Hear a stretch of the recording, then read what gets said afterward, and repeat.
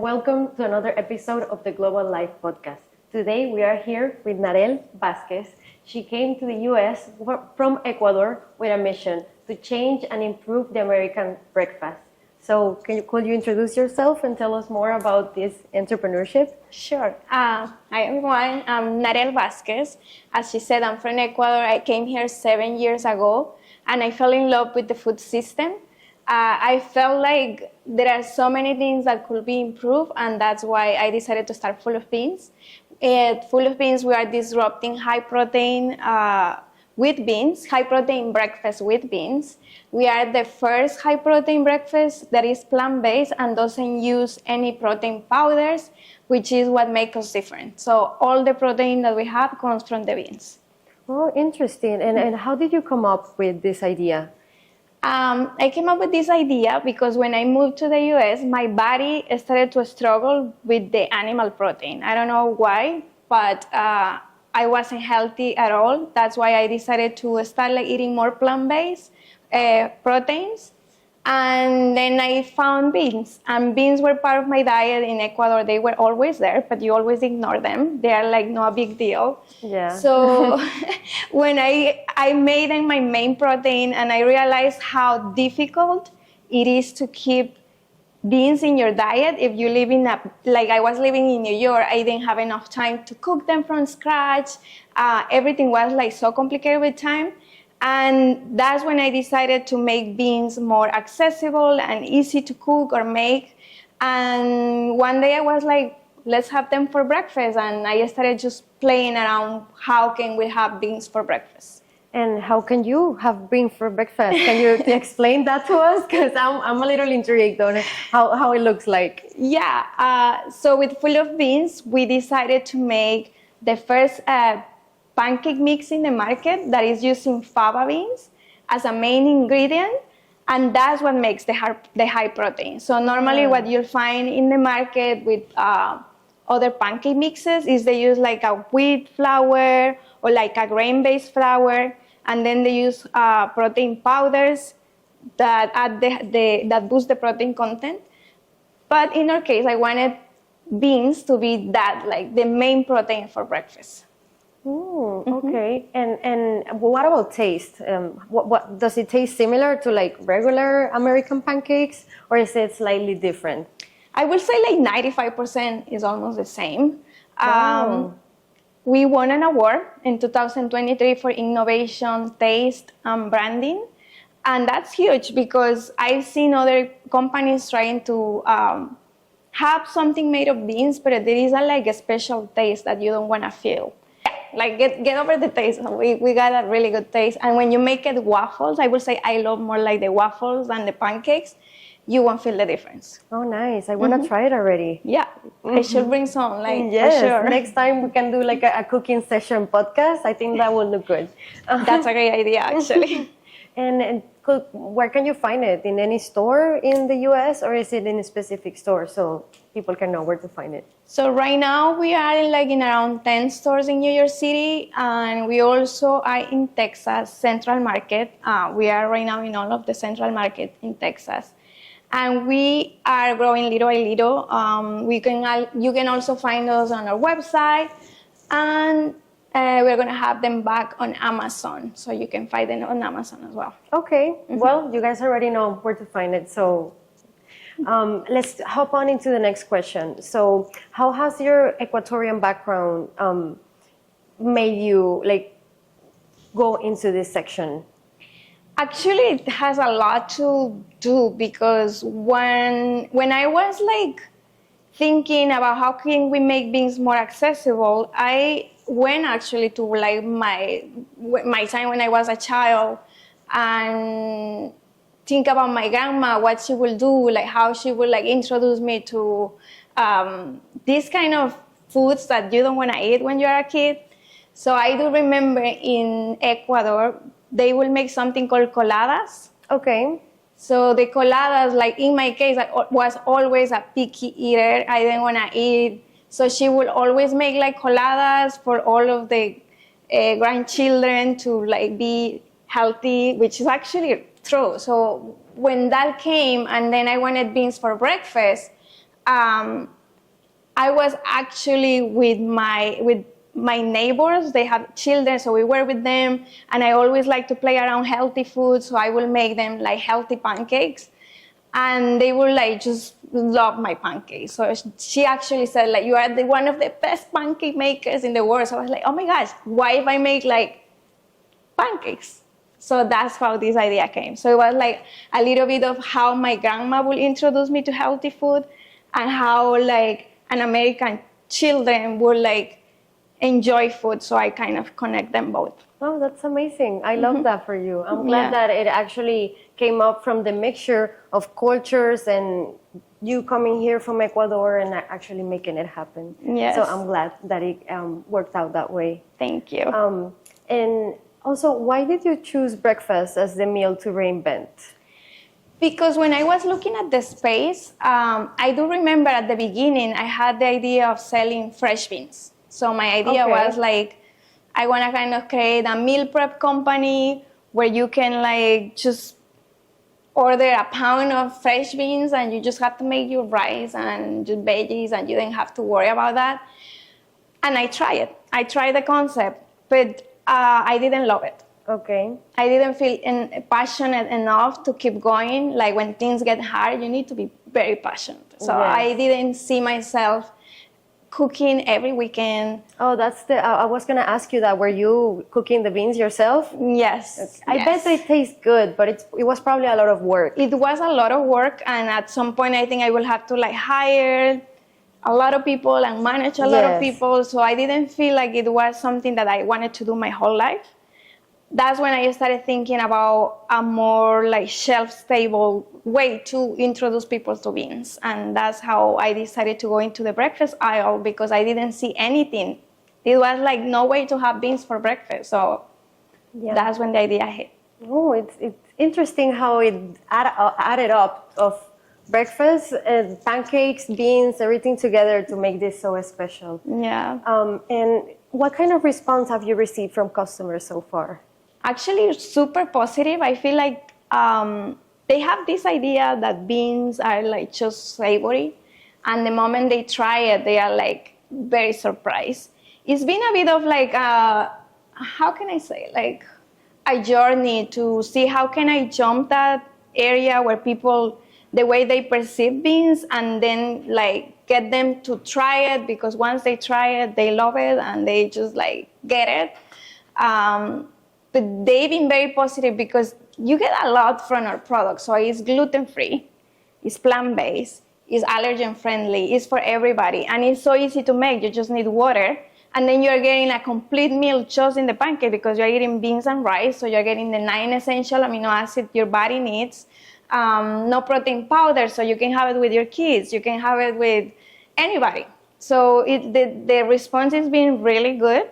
And we are working on like how to educate more about taste and how we can like jump that obstacle and like have people to just grab it from the shelf and not thinking that beans are just savory or something like that. Okay, and I bet that has to do with a big marketing strategy that goes behind educating people on actually differentiate like regular beans from how these pancake beans taste. So how have you dealt with the marketing? So far we've been like, the packaging is one of the most like, I don't want to say difficult, but like one of the most like challenging things that we had. At the beginning we were just like pancake and waffle, but without explaining what we are, because we didn't want to jump into like we are beans, and then we did the change to tell people, oh, we are made with beans. Which is like actually creates curiosity, but at the same time, then that's that idea of like, I don't know, like how that tastes. So we're still like in the process of finding how like the packaging will impact the decision when you are in the front of the shelf. But when it comes to like the stores, we always doing demos. Like that always works. So the demos are like a huge strategy for us. And then we do like a lot of events. In New York City, we have our like fitness community. Right now here as well in Lake Nona, I started to meet a lot of people who loves fitness. So I want to start making more like events and have more people trying it. Yeah, that's what we're doing so far. Okay, and regarding social media, have you done different styles of videos so far, or like how's that looking for you? So social media, we were doing like recipes. We have to start working more on that because it's like I haven't been very active. But my idea is like do more recipes, just have more people trying the recipes and go savory, sweet, like all of that. Well, I do social media marketing myself, and if I could suggest something, I'm thinking of like a little aggressive marketing, because I will probably make a video just throwing the beans in something and then kind of just being very messy and just so it catches people's attentions. I love that. Yeah, but we can talk more about that after the podcast, for sure. I'm open to like all advice that I can get about social media because that's not my area, and I feel like I struggle a lot with that. Yeah. After the podcast, we'll definitely talk about that. Yeah, thank you. Now, going back to the questions, let's talk a little bit more about your personal mission. How does the brand mission align with your personal mission regarding fitness and wellness? So for me, when I started seeing the changes in my health, once I made beans my main protein, I was like, how can no more people eat them? Like, we need to have them. Like, I saw how my body composition changed without like huge effort, because I remember before that, I would be like measuring my calories and like what else is healthy out there so I can eat it. And once I added, I just see like my gut health change, my skin, everything was easier. Like I didn't need to measure anything. You can just eat a lot. And I was like, why people in the US don't eat them? Why? And then my mom started adding them. Like we come from a family that suffers autoimmune diseases. My mom has lupus. And then like my sisters and I, we never had like a blood test that is normal. We always like with some kind of anemia, but then you have the iron, which is like super high, and that's weird and strange. So we'll always with something. And then when I added the beans, my health improved. Imagine if that happens with me, what else can that do for like other people that doesn't have any like health issues? So. Wow, I had no idea beans were so beneficial for people. Because there's like a lot of fiber, and they kind of clean your gut. Like once you pass the first week, like people feel uncomfortable, but once you pass that, it starts to clean your stomach, everything. It makes total sense because beans do have a reputation for making you very soft. Yeah. So I guess if you eat them consistently, it will make it like more regular and not so explosive. You basically you get used to it. Like the more you eat it, the less you're gonna have that issue. But once you have that, it's like you're eating protein. You're eating carbs that won't spike your sugar levels, because what they do is like they give you like this spike, that release of energy that is super steady. So having that for breakfast is like you're gonna feel energized all day. So you won't have that, spike and then going down. Is a vegetable, is a protein, is like everything in one. So why not adding them? Just like past the first week, you're gonna be fine. You won't die, and then just do it. Like enjoy all those benefits. I will do it, and I will let them know how it was so they can go ahead and do them themselves, because it sounds like I probably need that. Yeah, but actually in the pancake, you don't have that issue, so don't worry. You'll be fine. Nice. Mm-hmm. That's even better. So I'll definitely go then with that, and then I'll introduce regular beans little by little. Honestly, it's so much like you can do by eating beans, like your gut. I mean, that's the main key. Like when they eat, it just keeps your gut clean, and then you are growing your muscles, like improving everything, just everything. Nice. Mm-hmm. I'm passionate about beans, as you can see. Now let's go a little bit over the entrepreneurship journey, because it's probably been a lot of challenges, like everybody else. A lot. What has been one of the biggest challenges you've faced so far? To be honest, I think one of the biggest obstacles for me has been as an immigrant. I came here as a student. So as a student starting a business, you have like a time where you can work on the business, which is what I did. And after that time is over, you're not allowed to keep working on that. So I had to take like vacations, mandatory vacations, even if I didn't want to. That's one thing. So it's like I'm waiting, not because I don't want to work, because I can't. And the other issue that I had is capital, because you don't have access to grants. Like grants in the US are mostly for US citizens. So I've been there where like I'm almost at the end, about to get a grant, and then they bring the issue like it's just for US citizens, or there are other ones that they just tell you at the beginning and you cannot apply. And money, when you are studying, is a huge big deal. So that's what made you grow, and I basically had to bootstrap everything. But that has helped me to be very scrappy and very conscious with how I spend every cent I have. So yeah, I'm like grateful because I know once it comes, I will know exactly what to do with it. That's nice. I'm glad that you are preparing for it. And it's definitely, in the long run, going to make you appreciate it much more than if it was just handed to you. Exactly, because I've seen other startups that actually have the facility to get a lot of money when they are getting started, and they just spend it like super quick in things that didn't even make sense. So having this time from where I started to now and not having the capital that I need has allowed me to see how other founders have spent their money, have they worked for them. I can even ask them, hey, how this thing that you did go, how did that go, and learn from their experiences. So I'm very grateful as well. Like, it's been difficult, but it is for a reason. So I just gonna wait for my time. Yes, it's probably because it's a very big mission. So it's gonna take some time to come into reality so you can actually improve regular American breakfast. Yes. I have a random question that just popped up in my mind, but I'm wondering if have you ever put a thought into going to Shark Tank and presenting the product?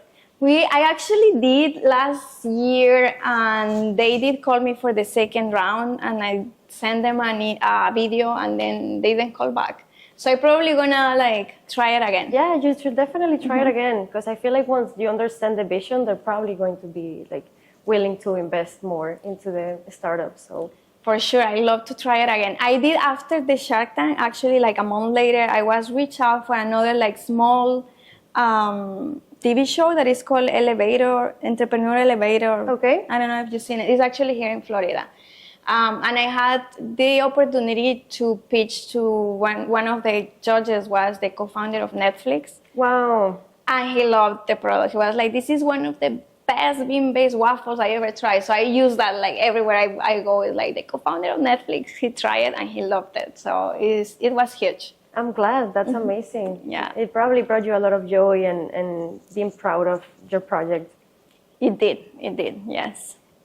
What is one thing you've learned the hard way while starting the company? It's okay to take a step back, but never give up. It's okay to pause, see how the situation is, like take a step back to see what you can improve, what is not working, and it's fine. Like, it's gonna be okay if you start 1 or 2 months to rethink your idea, your strategy, because that step back is gonna just to get, as you say in Spanish, like impulso, and then never give up. Never give up. Be persistent, because it's not easy and you are gonna go through a lot. So surround yourself with other founders that you can talk about what you're going through. Some of them may already have been through it and they are gonna tell you you're gonna be fine. They can give you some ideas, and then you can also be that person who can tell another person that everything is gonna be fine. That's very thoughtful. How do you balance innovation with staying true to your roots?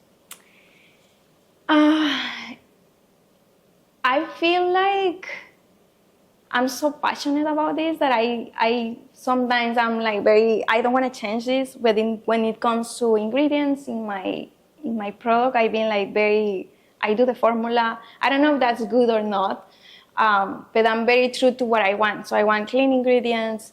I want beans to be the main thing. I don't want protein powder. So I've been very like specific with what I want. Sometimes I feel like I'm very early still, like in the innovation point. I feel like right now everybody loves protein, and at some point they are gonna get to the point where like I don't want more protein powders, which is what happened to me. Like I don't want to go to the grocery store and everything I get that has protein has whey protein, pig protein, all protein powders. And I don't know if that happens with sugar as well. Like when you were eating like a lot of stevia, like fake sugars, people got tired of it, and then kind of the sugar came back, the natural sugar came back. I feel like with us that's going to happen, and we are going to get to the point where people want real protein, and we are going to be ready for you when you want that. Well, now that you mention it, what is wrong with whey protein and protein powders? Because I'm intrigued because I drink a lot of whey protein, so. I mean, there is a part where your body doesn't absorb more protein powders. So if you think about it, you go to the gym, then you have your protein shake, and then you want more protein, and then you find anything in the grocery store like bars and pancake mixes, and then what do you have again? More protein powder. So you're not getting that from real food. Like you need to start getting that protein from whole foods, like meat. I don't know, things like that, and beans, which is the plant-based option for protein, but has to be whole because your body needs to absorb that protein. Otherwise, you're just like wasting it. Oh, I had no idea. So I've been spending a lot of money on protein, and my body is not even absorbing it. Yeah, I mean, it is a point where it doesn't absorb anymore. I'm glad I learned so much in this podcast. Every time I leave here, like, oh, I was doing this so wrong. Wow. Actually, the New York Times just talked about that. Like in April, they released an article explaining how in the US, we are like full of protein powders, and protein from whole foods is like getting behind. So I feel like the trend is coming. Like people are gonna start to like learn more about this little by little. It's just not like it's just not there. It's like very new. We just gotta educate them and let them know like this is happening, just like you did to me. Because now I know, and now I'm gonna go home scared of drinking protein powder again, and I'm gonna start eating more beans for sure and the pancakes. More whole foods. Just eat more whole foods. Okay. I will go ahead and do it. Could you share a moment with us that felt like life-changing or a turning point in your career? Life-changing, like with the business. So I remember when I started, I put all the money I had. So I thought like once I launch, everything is gonna be fine. And things got really slow. Like there was a lot of marketing that we needed to do, a lot of more money that we needed to invest, and I didn't have it. So I didn't have the sales that I expect to have. And I thought for a moment that it was a bad idea, that Full of Beans was a bad idea. People were I didn't put the marketing, but I thought like I was going to get sales. It wasn't working, and this was a bad idea. And then later I applied for this award, and then like 600 brands applied, and we had the opportunity to win the best breakfast category. And then after that, we were reached out by Central Market in Texas. They wanted our product. Once we were there, we started selling like crazy. So that was like the point where Full of Beans took off, and I knew like I was in the right path, and I had something, and I just had to keep going. I'm glad you didn't give up when things were on the dark side, you know. I'm glad, because if not, you would have gotten there. So. But honestly, I think if this opportunity didn't come, I wouldn't be here right now, because it was very difficult. Well, if you had to go through it, it was part of your mission, so. That's true. Now let's talk just a couple personal questions so we can kind of close it down. What's your go-to breakfast? My go-to breakfast. Like your everyday go-to breakfast. My go-to, okay. So with my mom, we love to we use our mix, of course, but instead of making pancakes or waffles, because we are a little bit of these kind of people that we cannot wait, like we want things fast. I know so many people don't like to use the microwave, but we actually love to make a bowl. So we just like make the mix as if you were making it normal, and then we put it in the microwave, 2.5 minutes. We add some chia, sometimes we add some fruits, and it's like a super quick breakfast, delicious. Sometimes we add some jelly in it, and then you have your 15 grams of protein in less than 3 minutes. So that's my go-to breakfast. I have to try that breakfast. Yes, I will super try quick. it very fast, very soon. Yeah, we call it like boiled cake. Cake. Yeah, it tastes like a cupcake, but just bigger. Ay, that's so nice. I would love to try it soon. Sure. And what's next for Full of Beans?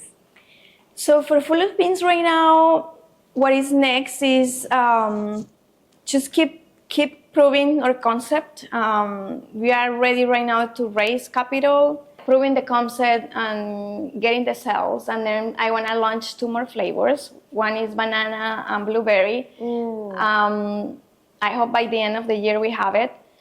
I want to expand in all of the breakfast categories, so not just pancakes and waffles. I want to maybe just also launch just the fava bean flour. Also, I want to make some frozen waffles. A lot of ideas there. A lot of ideas, I see. Well, I hope everything comes into fruition. Thank you. Do you have a final message you would like to give to the audience? Actually, I think we didn't talk about the sustainable aspect of fava beans. And I think that's what makes me more passionate about fava beans. Fava beans have this amazing superpower to regenerate the soil. So what happened is, like in our countries like South America, in Peru, in Ecuador, they use it as between crops. So they basically grow the fava beans and then they grow another crop. And what happens is the fava beans regenerates the soil, so you don't need any fertilizers. So it's like, just think about it. What's going to happen in the US when more people start eating more fava beans?